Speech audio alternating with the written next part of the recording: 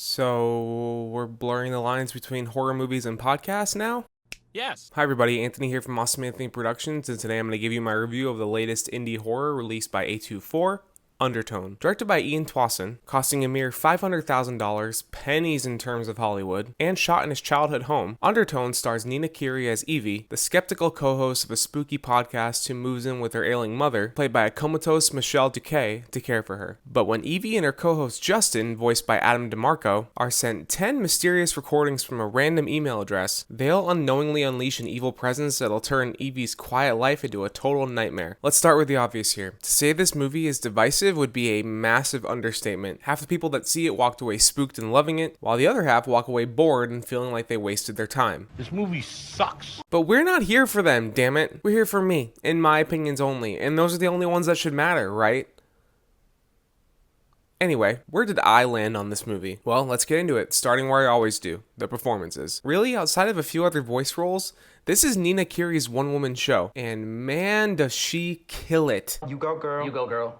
She also looks like she could be Jenna Ortega's older sister. Not related, I just wanted to point that out. But yeah, throughout this runtime, Kiri really does prove her acting prowess as Evie. A very emotionally rich character on her own. Her acting is raw, real, vulnerable, and the movie really does play into her being a flawed person that, even though she tries to do right by her mother, tends to fail a lot. Plus, it really cannot be understated how much she carries this movie. She's basically the only active performer that we see on screen for this entire runtime. It's a one-woman show. And if she wasn't as strong as she was, I would have checked out so early. I also love the fact that with her being one of the two hosts of the Undertone podcast, that's the skeptic. Welcome to the Undertone podcast, where we talk about all things creepy. I'm your in-house skeptic, Evie Babbage. Her character growth is subtle, but at the same time, so obvious. Because we watch her go from debunking everything thrown at her by Justin, explaining it all as a hoax, yet we start to see a growing doubt in here that eventually explodes into fear, panic, and full-blown paranoia. Daddy, I'm scared. And she pulls this off so well, especially during scenes where she's reacting to what she's hearing. So yeah, Nina Kiri did an incredible job carrying this minimalist film on her back, and she not only anchors it in emotion and realism, but really helps push this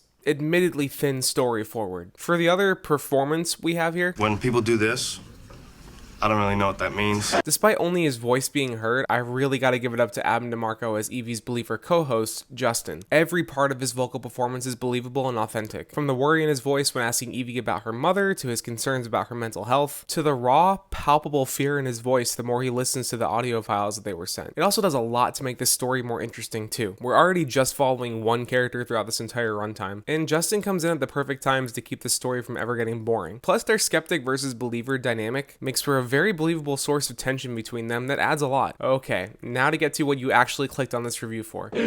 Finally! Is Undertone actually scary? Well, that depends on who you ask, and like I said in the beginning, calling this movie divisive would be an understatement. It's definitely not for everyone, especially if you're someone that needs constant jump scares and blood and gore to enjoy horror. Because the real horror here, it really just stems from the audio and how your imagination fills in the blanks. And even if it does go on a little too long and has an admittedly thin story, this shit worked for me. Not bad, kid.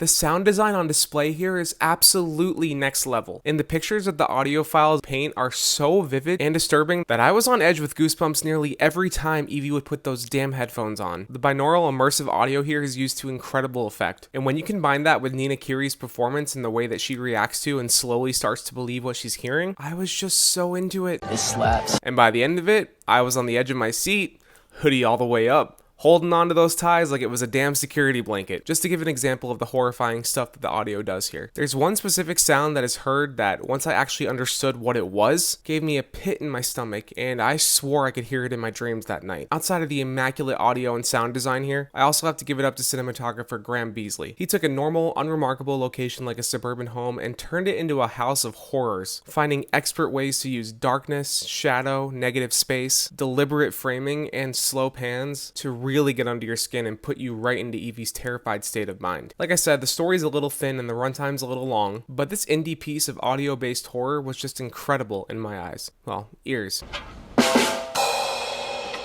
And if you're someone with the attention span and open mind to actually appreciate it, I definitely recommend checking it out. And that's my review of Undertone. Please leave a like, subscribe, leave a comment, let me know if you saw this movie. Thanks for watching, and I will see you next time for my review of Project Hail Mary.